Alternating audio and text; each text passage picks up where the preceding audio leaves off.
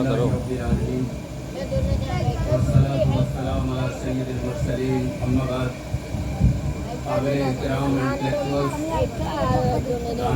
बुजुर्गों, मुअज़्ज़ज़ा और मोहतरम माँ और बहनों, और अगर मेरे हिंदू भाई आए हैं तो मैं उनसे भी मुखातिब हूँ। यूनिवर्स के क्रिएटर, हिंदी में कह लीजिए ब्रह्मांड का निर्माता, उर्दू में कह लीजिए कायनात का मालिक। इस धरती पर सबसे ज्यादा जो चीज पसंद करता है वह है इस धरती पर बसने वाले तमाम जीवों के साथ दया करना। अगर कोई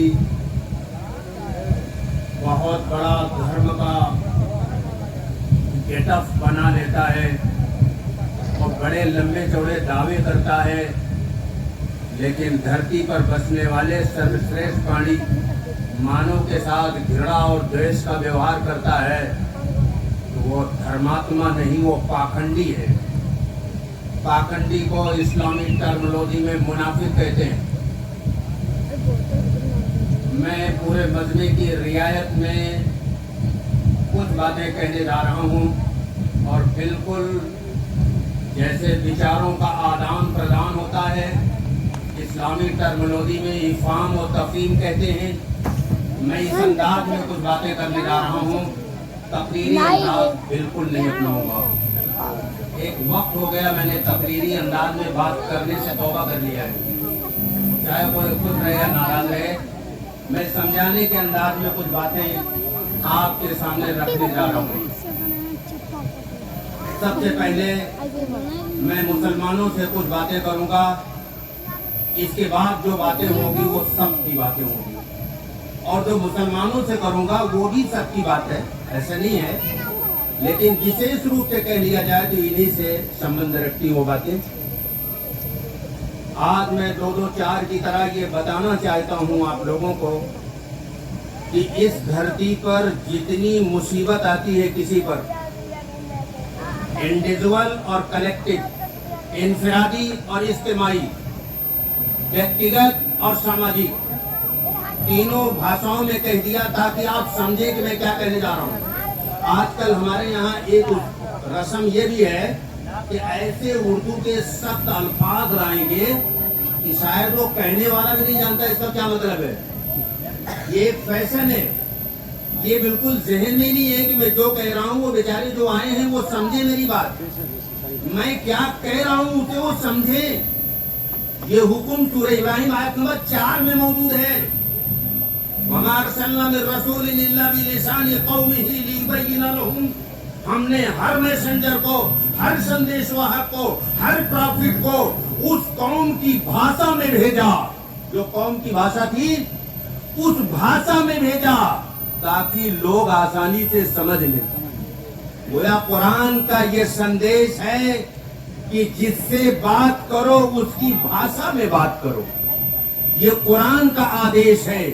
कुरान किसी मानव की पुस्तक नहीं, ये अंतिम ग्रंथ ईसाई बुक कुरान समस्त जगत मानव के मार्गदर्शन की पुस्तक है।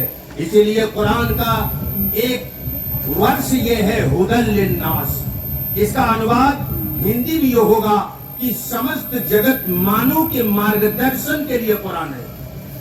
कुरान मुसलमानों की प्रॉपर्टी नहीं है, कुरान सारे दुनिया के मानव के मार्गदर्शन की किताब है।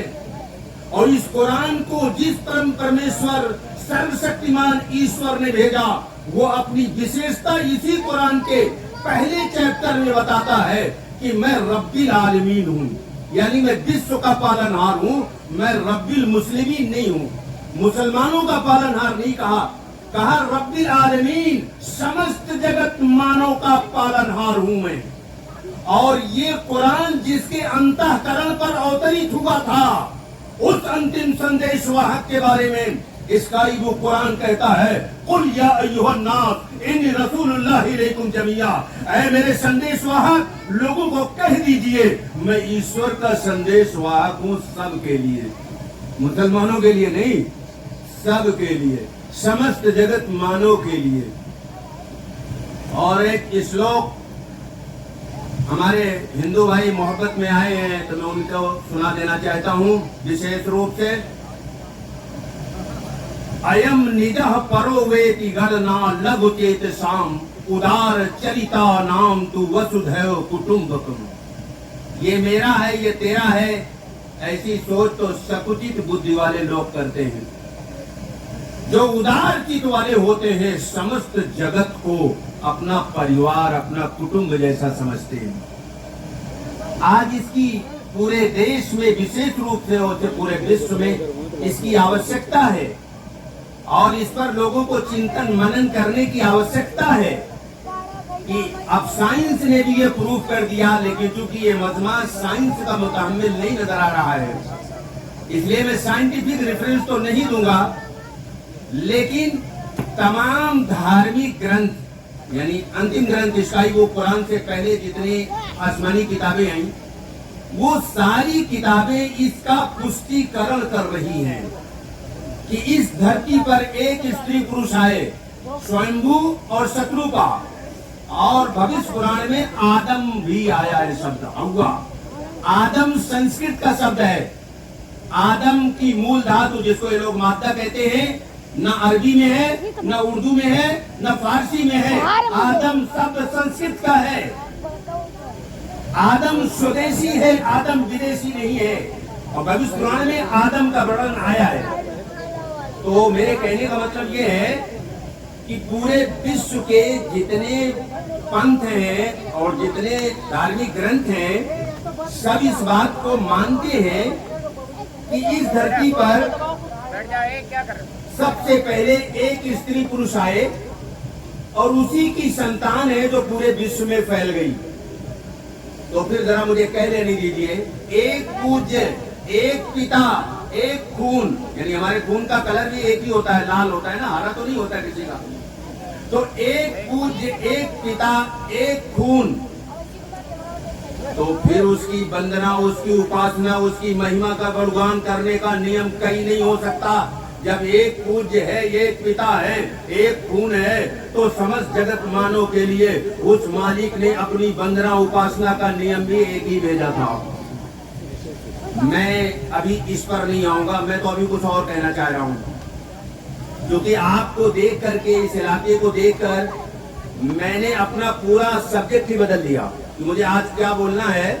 जो मैंने सोचा था रास्ते में उसको पूरा चेंज कर दिया। और मैं इस वक्त ये भी नहीं बताने जा रहा हूं आपको कि उसकी उपासना का नियम क्या है, शायद लास्ट में आ जाए।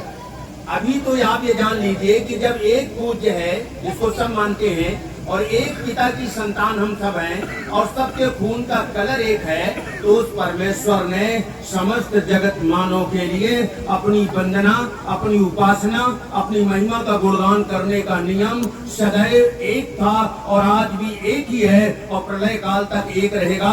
भाषाओं के अंतर के कारण हमारे और लोगों के बीच में दूरियां हो गई, अज्ञानता के कारण, वरना हम सब एक हैं, आपस में भाई भाई हैं। विश्व के सारे लोग हमारे भाई हैं, ये कुरान में लिखा हुआ है। विश्व की सारी औरतें हमारी बहन हैं और विश्व के सारे पुरुष हमारे भाई हैं। ये इसकाई वो कुरान का संदेश है। और अंतिम संदेश वाहक ने कहा था, जो धरती वालों पर दया नहीं करता, आकाश वाला उस पर दया नहीं करेगा।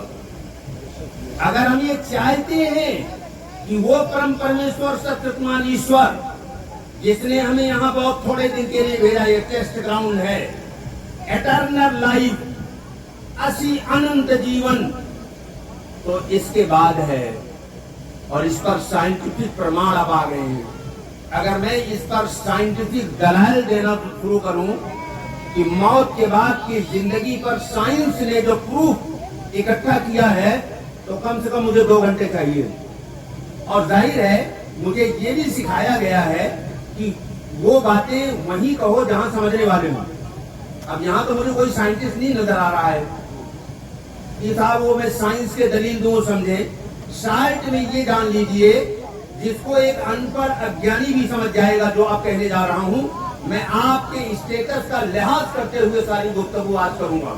मैं भूल जाऊंगा कि मैं साइंस का स्टूडेंट हूं, मैं भूल जाऊंगा कि मैं इल्मी गुफ्तगू करने वाला हूं। मैं आज अपने को एकदम अनपढ़ की सतह पर लाकर आपसे बात करने जा रहा हूं ताकि आपकी समझ में मेरी बातें आ जाए। आप और हम और दुनिया के सारे इलिटरेट इस बात को जानते हैं कि किसी चीज को पहली बार बनाना बहुत कठिन है। सही है? दोबारा बनाना तो आसान होता है ना। फॉर एग्जाम्पल, ये बल्ब सबसे पहले थॉमस एडिसन ने बनाया, जो अमेरिका का रहने वाला है। ये बहुत परेशान हुआ, कई महीने की मेहनत के बाद एक बल्ब बना पाया। और थॉमस एडिसन ने जब ये बल्ब बनाया था तो विथ मटेरियल बनाया था, विदाउट मटेरियल नहीं। यानी मैं और नीचे आ जाऊं, यानी सामान के साथ बनाया था, बगैर सामान के नहीं बनाया था। अब तो समझ में आ गया? मटेरियल नहीं समझ में, आप समझिए। आप बगैर किसी सामान के नहीं बनाया, बल्कि सामान के साथ बनाया था। यूनिवर्स, ब्रह्मांड, कायनात की हर वस्तु पहली कहां से आई? आम की गुठली से। आम तो पहला आम, पहला सेब, पहला चीकू, पहला गेहूं, पहला चना, पहला मटर, पहली गाय, पहली भैंस, पहली औरत, पहला मर्द। यूनिवर्स की हर पहली चीज कहां से आई? हेलो। और अभी हम कह रहे थे कि सामान यानी मटेरियल के साथ बनाते ना। उस परम परमेश्वर शक्तिमान ईश्वर ने यूनिवर्स की हर पहली चीज विदाउट मटेरियल, विदाउट सैंपल बना दिया। कैसे बनाया? विदाउट मटेरियल, विदाउट सैंपल बनाया। इस धरती पर सारे मानव मिलकर विदाउट मटेरियल, विदाउट सैंपल कोई चीज नहीं बना पाते, लेकिन उस क्रिएटर ने तमाम यूनिवर्स की चीजों को विदाउट मटेरियल और विदाउट सैंपल बनाया। और ऐसी ऐसी चीजें बनाया कि उनकी तफसील के लिए 1 घंटे से ज्यादा टाइम चाहिए, लेकिन मैं आधा मिनट से पहले तफसील करने जा रहा हूं। मुझे ये हुनर भी सिखाया है हमारे गुरुओं ने कि कई घंटे की बात आधा मिनट में कैसे कही जाती है। बाज स्टार, जिसको आप तारा या देहाती में तरई, बाज स्टार इतने बड़े हैं कि ये जो हमारी धरती है, जिसमें अमेरिका और नॉर्वे और दुनिया के बेशुमार तकरीबन 201 मुल्क हैं, इतनी बड़ी ये धरती, बाज स्टार इतने बड़े हैं कि ऐसी 1 अरब धरती 1 स्टार में आ जाएगी। और एक गैलेक्सी में ही 2 अरब से ज्यादा स्टार मौजूद हैं। और खाली गैलेक्सी के एक किनारे से दूसरे किनारे तक की दूरी अगर बताऊं तो फिर ये जमीन 0 पॉइंट नहीं बचती है। और 10 खरब से ज्यादा गैलेक्सियों का पता लगाया जा चुका है, और इनकी अगर तफसील बयान की जाए तो कई घंटे भी नाकाफी हैं। मैं न चाहते मटेरियल विदाउट सैंपल इस धरती की हर पहली चीज को बना दिया। और अभी हम और आप ये सुन रहे थे कि पहली बार बनाना मुश्किल, दोबारा आसान। तो जब पहली बार विदाउट मटेरियल, विदाउट सैंपल बना दिया, दोबारा क्यों नहीं बना पाएगा? और आप पहली बार कहां कहां थे और कहां से इकट्ठा करके आपको बनाया गया, ये भी जान लो। बायोलॉजी के माहिरीन कहते हैं इंसान पैदा होने से पहले जमीन के जर्रात में, जानवरों की खाद में, हवाओं की लहरों में, पानी के थपेड़ों में, सूरज की किरणों में, चंद्रमा के प्रकाश में फैला हुआ था। जब अनाज को मिट्टी में डाला गया तो हवा और पानी और खाद और मिट्टी और सूरज और चांद, इन सब के अंश उसके अंदर प्रवेश किए, फिर वो अनाज उगा। एक मर्तबा यूपी में 15 दिन सूरज नहीं निकला तो बाजरे में पॉइजन पैदा हो गया, जो खाता था लूज मोशन आता था। डॉक्टरों ने बताया सूरज की धूप न मिलने की वजह से अनाज जहरीला हो गया। तो मालूम ये हुआ अनाज में सूरज की किरणों का भी हिस्सा होता है, चंद्रमा के अक्ष का भी हिस्सा होता है, हवाओं का भी हिस्सा होता है, और जमीन के जर्रात का भी हिस्सा होता है, और नाइट्रोजन और हाइड्रोजन और तमाम दीगर बहुत सारी खादों का भी हिस्सा उसमें होता है। ये सारी चीजें मिलकर जब अनाज को उगाई तो अनाज को पिता ने खाया, वो वीर्य का गंदा कतरा बना। वो वीर्य का गंदा कतरा पिता के अंदर से निकलकर माँ के रहम में गया, फिर वो 40 दिन कतरा रहा। मेडिकल साइंस भी यही कहती है, कुरान भी यही कहता है, 40 दिन कतरा रहा। 40 दिन के बाद वो खून बना, वो 40 दिन के बाद फिर वो लोथड़ा बना, फिर 40 दिन के बाद वो शरीर का ढांचा बना, हड्डियां उसमें आई, फिर 40 दिन के बाद वो कंप्लीट शरीर में आया, फिर उसके बाद 9 महीने के बाद वो बाहर आया। तो जो मनुष्य पैदा होने के पहले जमीन से लेकर सूरज तक बिखरा हुआ था, उसको अनाज की शक्ल में इकट्ठा किया और फिर उसको एक गंदा कतरा बनाया, उस कतरे से एक बेहतरीन इंसान पैदा किया। वही परमेश्वर ये कह रहा है, हम दोबारा तुम्हें जिंदा करेंगे। आपके पास क्या प्रूफ है नहीं जिंदा कर पाएंगे? विदाउट प्रूफ किसी चीज को न मानना, ये बरेली के पागल खाने वालों की पहचान है। मेरी 61 साल उम्र हो गई, बूढ़ा हो गया, आवाज में बुढ़ापा नहीं, ये मेरे रब की देन है। मैं 61 साल से पूरी दुनिया में प्रोग्राम करने जाता हूं। इंडिया से बाहर मुल्कों तक का सफर हुआ अल्हम्दुलिल्लाह। मैंने लोगों से क्वेश्चन पुटअप किया, मैंने एथिस्टों से, एग्नोस्टिकों से मैंने ये पूछा, आप ये बताइए कि वो आपको क्यों पैदा नहीं कर सकता, आपके पास क्या प्रूफ है? आज तक कोई दे न सका, ना आइंदा देने की उम्मीद है। लेकिन चूंकि मुझे आपकी रियायत करनी है, ये मजमा इल्मी गुफ्तगू का मुतहम्मिल नहीं है, मैं आपकी रियायत में कुछ बातें अब कहने जा रहा हूं। बात यहां से थोड़ा था कि उस मालिक ने समस्त जगत मानव को एक स्त्री और पुरुष से फैलाया, तो सब आपस में भाई भाई हैं। और भाई होकर भाई से अगर घृणा करे, द्वेष रखे, तो वो ईश्वर का प्रिय नहीं हो सकता, वो शैतान का, राक्षस, हिंदी में राक्षस कहते हैं शैतान को, वो राक्षस का भक्त तो हो सकता है, लेकिन वो ईश्वर का भक्त नहीं हो सकता।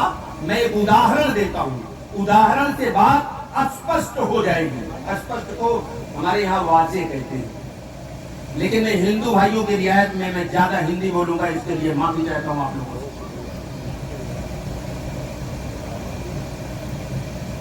एक कुम्हार बर्तन बनाता है, आप उसके बर्तन की प्रशंसा करें, कुम्हार खुश हो जाएगा, अरे हो जाएगा कि नहीं, और बुराई करें, नाराज हो जाएगा। ये नेचुरल है, हिंदी में प्राकृतिक कहते हैं, उर्दू में कुदरती कहते हैं। ये नेचर ऑफ लॉ है। हर बनाने वाले को अपनी बनाई हुई चीज से प्रेम होता है, और जब कोई उसकी प्रशंसा करता है तो वो आनंद विभोर हो उठता है, और जब कोई उसकी बुराई करता है तो वो दुखी हो जाता है ना? नेचुरल है, प्राकृतिक है, सारी दुनिया मानती है, कोई इसका इनकार नहीं करता। तो जब हर बनाने वाले को अपनी बनाई हुई चीज से प्रेम है, तो इस धरती पर उस परमेश्वर ने सर्वश्रेष्ठ प्राणी मनुष्य को बनाया। जब मनुष्य के साथ हम सहानुभूत और दया का व्यवहार करेंगे तो परमेश्वर खुश होगा, और जब हम मनुष्य के साथ घृणा और द्वेष का व्यवहार करेंगे तो परमेश्वर नाराज हो जाएगा। बात समझ में आ रही है? तो अगर हम ये चाहते हैं कि परमेश्वर हमसे खुश हो, परमेश्वर हमसे नाराज न होने पाए, तो हमें उसके बनाए हुए सर्वश्रेष्ठ प्राणी मानव से प्रेम करना चाहिए। वो आंख मनुष्य की आंख नहीं जिसमें नमी न हो, वो दिल मनुष्य का दिल नहीं चीते का दिल है, जिस पर कभी दर्द की चोट न लगती हो, जो मानवता की पीड़ा में रोना और तापना न जानता हो, वो मत्था जिस पर कभी पश्चाताप का पसीना न आए, वो मत्था नहीं बल्कि कोई पत्थर की चट्टान है, वो हाथ जो किसी की सेवा के लिए न बढ़े, वो अपंग है। सर्वश्रेष्ठ कर्म मानव के साथ सहानुभूत और दया का व्यवहार करना है। ये विडंबना है, ये त्रसदी है, ये अलमिया है कि हम पूरे धरती पर मोहब्बत के सप्लायर बन के आए थे। हम पूरी दुनिया में मोहब्बत की सप्लाई कर रहे थे, अफसोस हम आप नफरत के सप्लायर बन गए। तभी पूरे विश्व में त्राही त्राही मची हुई है। हमको उस मालिक ने मोहब्बत का सप्लायर बना के भेजा था, नफरत का सप्लायर नहीं। शैतान की विशेषता है नफरत फैलाना। यानी राक्षस जिसको आप हिंदी में कहते हैं। और मनुष्य की मनुष्यता ये है कि इस धरती पर मोहब्बत फैलाए। और अजीब बात कह दो मेरे हिंदू भाइयों, विशेष रूप से ध्यान दो, मोहब्बत में इतनी शक्ति है कि इस धरती पर मुझे आज तक इतना शक्तिशाली, इतना पावरफुल कोई भी हथियार नहीं दिखा। जो शक्ति, जो पावर, जो ताकत इस मोहब्बत के अंदर है। अंतिम संदेश वाहक मोहम्मद साहब ने पूरे विश्व में ओनली 23 ईयर्स में जो एक इनकलाब लाया है वो इसी मोहब्बत के जरिए लाया है। बनारस हिंदू विश्वविद्यालय से स्नातक की डिग्री लेने वाले, राजस्थान भरतपुर के रहने वाले राजेंद्र नारायण लाल ने